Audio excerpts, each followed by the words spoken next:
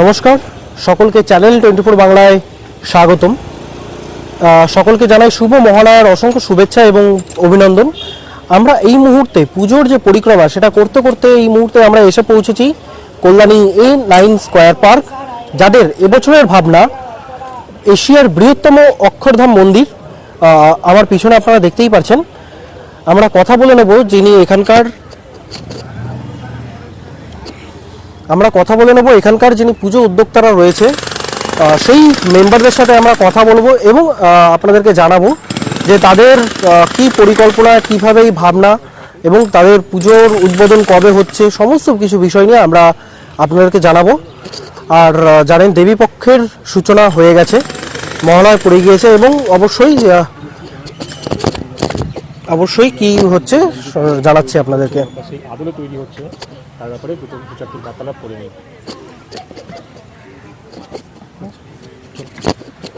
নমস্কার। নমস্কার। A9 square পার্কের এবছরের কি ভাবনা কি রয়েছে? A9 স্কয়ার পার্ক সার্বজনীন দুর্গাপুজো কমিটি 2024 সালে এবছরের আমাদের ভাবনা হচ্ছে বিশ্বের বৃহত্তম হিন্দু মন্দির স্বামীনারায়ণ অক্ষয়ধাম টেম্পল এবার স্কয়ার পার্কে আমরা স্থাপন করেছি। আচ্ছা, কতদিন ধরে কাজ চলছে? আমাদের কাজ শুরু হয়েছে নিয়ার অ্যাবাউট 3 মাসের উপরে।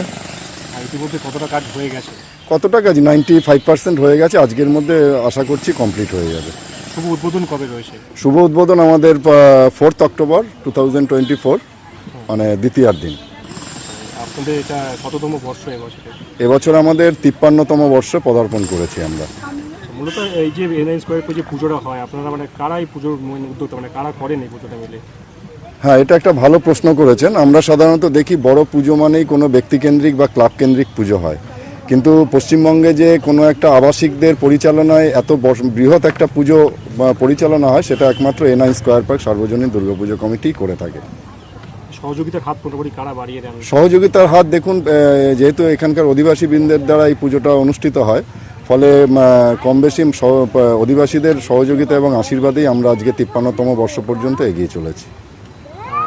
মূলত কি প্রতিবার কি আপনারা এই মন্দিরের আদলেই কি আপনারা মণ্ডপ সজ্জা করেন? হ্যাঁ, দেখুন ব্যাপারটা হচ্ছে আমরা বিশ্বাস করি যে দুর্গাপুজো হচ্ছে বাঙালির শ্রেষ্ঠ উৎসব এবং এই দুর্গা মাকে মন্দিরেই প্রতিষ্ঠিত করা উচিত। হয়তো থিমের আকারে অনেকে দৃষ্টি আকর্ষণ করবার জন্য বিভিন্ন বিদেশের মডেল ভাড়া করে বা এনে প্রতিষ্ঠিত করে, কিন্তু আমাদের চিন্তাধারা হচ্ছে সবসময় যে আমাদের দেশের মধ্যে বিভিন্ন প্রান্তে যে সাংস্কৃতিক শিল্প এবং কৃষ্টি ছড়িয়ে আছে, স্থাপত্য ছড়িয়ে আছে, সেগুলো অনেকের পক্ষে শারীরিকভাবে বা অর্থনৈতিকভাবে সকল মানুষের পক্ষে দর্শন করা সম্ভব হয় না। যার জন্য আমরা প্রত্যেক বছর এরকমই সব বিখ্যাত যে কোনো একটা স্থাপত্য ভাস্কর্য সম্মিলিত একটা মন্দির আমরা A9 স্কয়ার পার্ক প্রতিস্থাপন করি। সেই দিক থেকে দেখতে গেলে আমরা 50 বছরে করেছিলাম হচ্ছে শিখ সম্প্রদায়ের সবথেকে বিখ্যাত স্বর্ণ মন্দির। 51তম বর্ষে ওয়ার্ল্ড হেরিটেজে স্থান পাওয়া বৃহদেশ্বর শিব মন্দির। 52তম বর্ষে আমরা করেছিলাম হচ্ছে চারধাম, যেটা কিনা একই ছাদের তলায় কেদার, বদ্রী, গঙ্গোত্রী, যমুনোত্রী। এবছর আমাদের হিন্দুদের সবথেকে বৃহত্তম যে মন্দির অক্ষয়ধাম টেম্পল, সেই আমরা প্রতিষ্ঠিত করেছি। শিল্পী যারা কাজ করছেন এত সুন্দর একটা মণ্ডপ সজ্জা, তারা কোথা থেকে এসেছেন?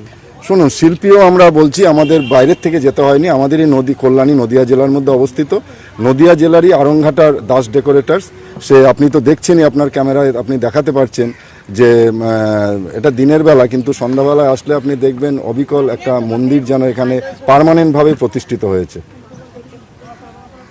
আর কি কি মেটেরিয়ালস দিয়ে তৈরি হচ্ছে মণ্ডপ?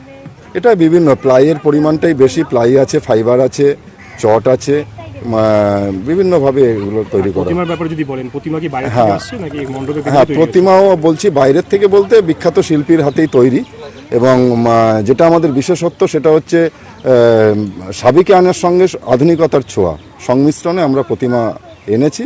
আমাদের অলরেডি প্রতিমা ঢুকে গেছে মণ্ডপে, দর্শকদের জন্য দ্বিতীয়ার দিন থেকে উন্মোচন করে দেওয়া হবে। জনসাধারণ দ্বিতীয় দিন থেকে দেখতে পাবে? অবশ্যই দ্বিতীয়ার দিন থেকে। উদ্বোধন কবে রয়েছে বললেন? ওই দ্বিতীয়ার দিনকে উদ্বোধন রয়েছে। নিরাপত্তা, কারণ আমরা জানি যে A9 স্কয়ারে কিন্তু একটা ভিড় কিন্তু একটা হয়, যেমনি অন্যান্য কলকাতার সঙ্গে যদি তুলনা করি কোনো অংশে কিন্তু কম যায় না কল্যাণী এনআইন স্কোয়ার পার্কে যে ভিড়টা হয় সেই ভিড়টাকে কীভাবে কন্ট্রোল করবেন, কীভাবে নিরাপত্তা প্রশাসন কীভাবে সাহায্য করছে? শুনুন, প্রশাসন সর্বদা সর্বতোভাবে আমাদের সঙ্গে থাকে ঠিকই, কিন্তু প্রশাসনের কাজ করে, কিন্তু কমিটি হিসাবে আমাদের একটা দায়বদ্ধতা থাকে। সেই হিসাবে আমরা প্রথমেই প্রাধান্য দিই হচ্ছে সেফটি সিকিউরিটির দিকে। কেননা আমরা যারা পুজো করি আমরা জানি যে দূর দূরান্ত থেকে 4 ঘন্টা 5 ঘন্টা জার্নি করে এসে যে সমস্ত দর্শকরা এত কষ্ট করে আমাদের শিল্প দর্শন করছে, সেখানে সেই দর্শকের সেফটি সিকিউরিটিটার দিকে আমাদের প্রাধান্য দিতেই হয়। প্রত্যেকবারই আমরা দিই, এবার একটু বেশিভাবে দিচ্ছি। আর মোটামুটি কতদিন থাকবে প্রতিমা? দ্বাদশী পর্যন্ত তো অবশ্যই থাকবে।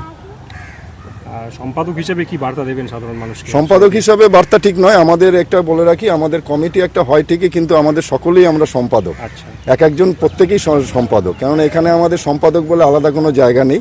আমরা কমিটির একজন একজন কর্মকর্তা হিসাবে, হ্যাঁ কর্মকর্তা হিসাবে বলছি, আমরা যৌথভাবে সব একত্রিত মিলে এই 3 মাস নিরলস প্রচেষ্টা চালিয়ে যে আমরা জায়গাটা তৈরি করি, সেটা স্রেফ দর্শকদের জন্য। এবং দর্শকরা যেভাবে প্রত্যেকবার আসেন, আমরা আপনাদের মাধ্যমে তাদেরকে বার্তা দিতে চাই, আপনারা এবারও এনআইন স্কোয়ার পার্কে আসুন। আশা করি আপনারা নিরাশ হবেন না। কতটা কি আশা করছেন, কতটা সাকসেসফুল হবেন এত সুন্দর একটা জিনিস বানিয়ে?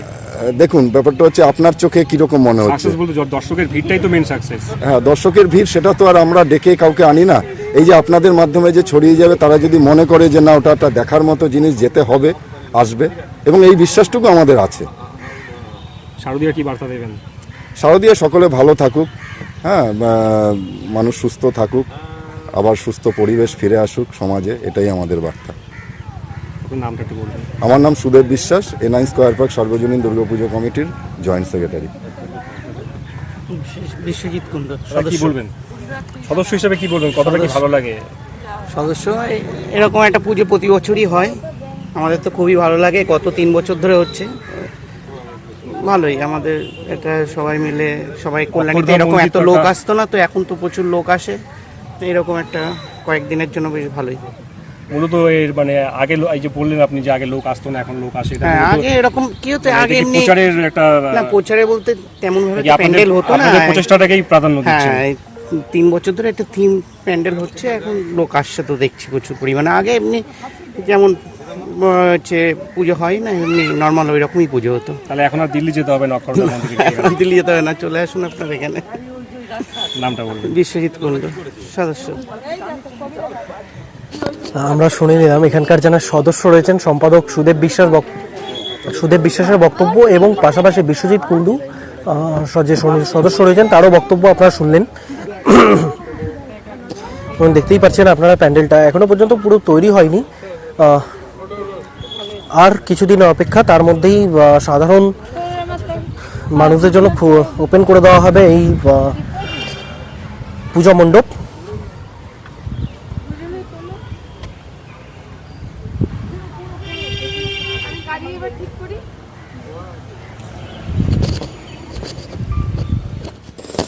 আপনারা শুনলেন যিনি সদস্য রয়েছেন বিশ্বজিৎ কুন্ডু এবং সুদেব বিশ্বাস, তার বক্তব্য আপনারা শুনলেন। এবং চোখ রাখুন চ্যানেল 24 বাংলায়, কল্যাণী।